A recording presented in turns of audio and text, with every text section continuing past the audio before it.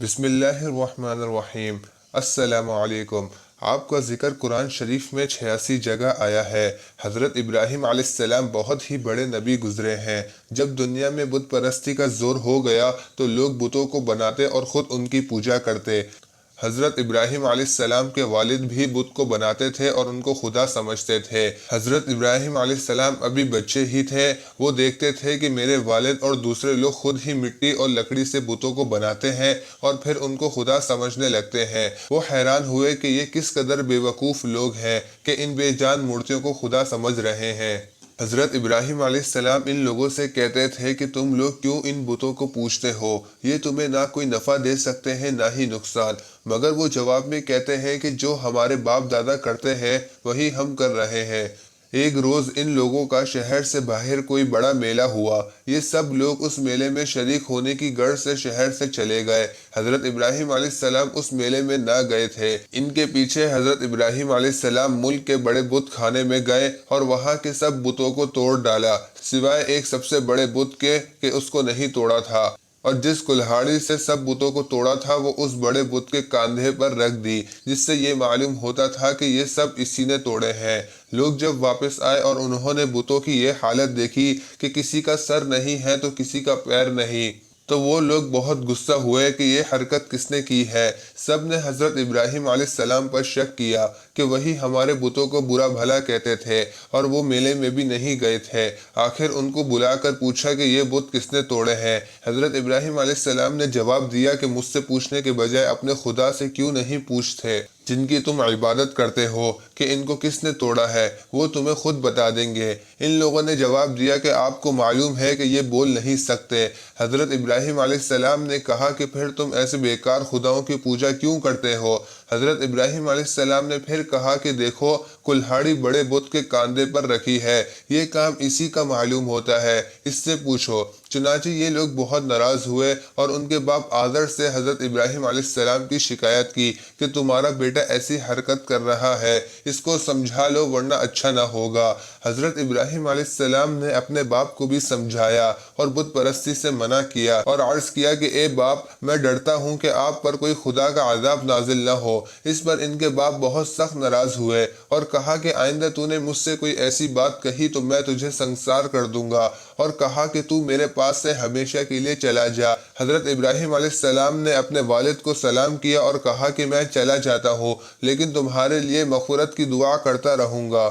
پھر یہ ہوا کہ وہاں کا بادشاہ نمرود جو بہت ظالم اور بت پرست تھا، اس کو جب ان سب باتوں کا پتہ چلا کہ آزر کا بیٹا ابراہیم لوگوں کو بتوں کی پوجا سے منع کرتا ہے اور ایک خدا کی دعوت دیتا ہے، تو اس نے ان کو اپنے دربار میں بلایا اور آپ سے جھگڑنے لگا۔ حضرت ابراہیم علیہ السلام نے فرمایا کہ میرا خدا تو وہی ہے جو مارتا بھی ہے اور زندہ بھی کرتا ہے۔ نمرود نے کہا کہ میں بھی مار سکتا ہوں اور زندہ بھی کر سکتا ہوں۔ چنانچہ اس نے ایک قیدی کو بلایا جس کو سزائے موت کا حکم ہو چکا تھا، اس کو آزاد کر دیا اور ایک بے گناہ کو پکڑ کر قتل کرا دیا، اور کہا کہ اب بتاؤ کہ میرے اور تمہارے خدا کے درمیان کیا فرق ہے؟ حضرت ابراہیم علیہ السلام نے کہا کہ میرا رب ہر روز سورج مشرق سے نکالتا ہے، تم اسے مغرب سے نکال کر دکھا دو۔ اس پر نمرود لاجواب ہو گیا اور حکم دیا کہ ابراہیم علیہ السلام کو زندہ جلا دیا جائے۔ چنانچہ بہت سے لکڑی اکٹھی کی گئی اور ان میں آگ لگائی گئی۔ جب آگ بہت بھڑک اٹھی اور اس کے شعلے آسمان تک جانے لگے تو حضرت ابراہیم علیہ السلام کو اس میں پھینک دیا گیا، مگر وہ آگ خدا کے حکم سے ٹھنڈی ہو گئی اور آپ کو آگ سے کوئی تکلیف نہیں پہنچی۔ اس طرح جو لوگ اللہ تعالیٰ کے کہنے پر چلتے ہیں، اللہ پاک ان کو ہر تکلیف سے بچا لیتے ہیں اور ان کے لیے آسانیاں ہی آسانیاں ہو جاتی ہیں، اور جو لوگ اللہ تعالیٰ کا کہنا نہیں مانتے ان کے لیے اس دنیا میں مشکل ہی مشکل ہوتی ہے، اور مرنے کے بعد تو ہمیشہ جہنم میں رہیں گے۔ اس کے بعد حضرت ابراہیم علیہ السلام اللہ کے حکم سے حضرت ہاجرہ اور اپنے بچے حضرت اسماعیل علیہ السلام کو جو ابھی پیدا ہوئے تھے ایک ایسی جگہ چھوڑ آئے جہاں دور دور تک آبادی نہ تھی اور نہ پانی تھا اور نہ کوئی درخت تھا۔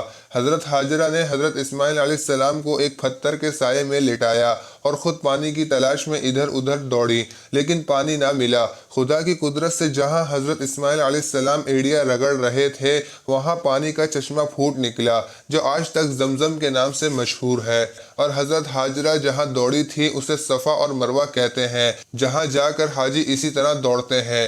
حضرت اسماعیل علیہ السلام جب کچھ بڑے ہوئے تو حضرت ابراہیم علیہ السلام کو اللہ کی طرف سے یہ حکم ہوا کہ اپنے بیٹے اسماعیل علیہ السلام کو میری راہ میں قربان کر دو۔ چنانچہ آپ نے حضرت اسماعیل علیہ السلام کو یہ بات بتائی۔ حضرت اسماعیل علیہ السلام نے کہا کہ ابا جان، اللہ تعالیٰ آپ کو جو حکم دے رہا ہے اس کو ضرور پورا کیجئے، آپ انشاءاللہ مجھے ثابت قدم پائیں گے۔ چنانچہ حضرت ابراہیم علیہ السلام نے اپنے بیٹے اسماعیل علیہ السلام کو ذبح کرنے کے لیے چلے اور جنگل میں لے جا کر ان کو الٹا لٹایا اور اپنی آنکھوں پر پٹی باندھ لی کہ کہیں بیٹے کی محبت اللہ کے حکم کو پورا کرنے سے نہ روکے، اور گلے پر چھری چلا دی۔ اسی وقت آواز آئی کہ اے ابراہیم، تو نے ہمارے حکم کو سچا کر دکھایا، اور جب حضرت ابراہیم علیہ السلام نے آنکھوں سے پٹی کھولی تو حضرت اسماعیل علیہ السلام کے بجائے ایک دمبا ذبح کیا ہوا پڑا تھا۔ اسی واقعے کی یاد میں مسلمان ہر سال قربانیاں کرتے ہیں۔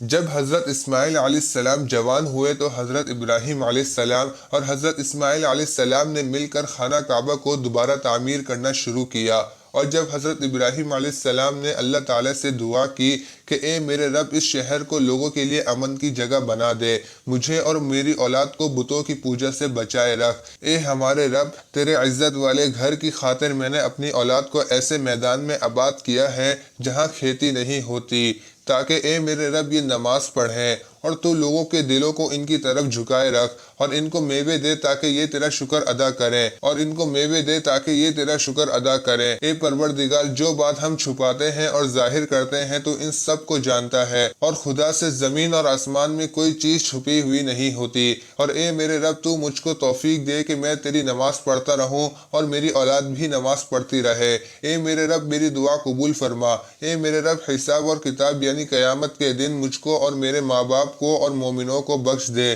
یہ وہی خانہ کعبہ ہے جہاں ساری دنیا سے لاکھوں مسلمان ہر سال حج کرنے آتے ہیں، اور جس کی طرف منہ کر کے ہم سب مسلمان پانچوں وقت کی نماز ادا کرتے ہیں۔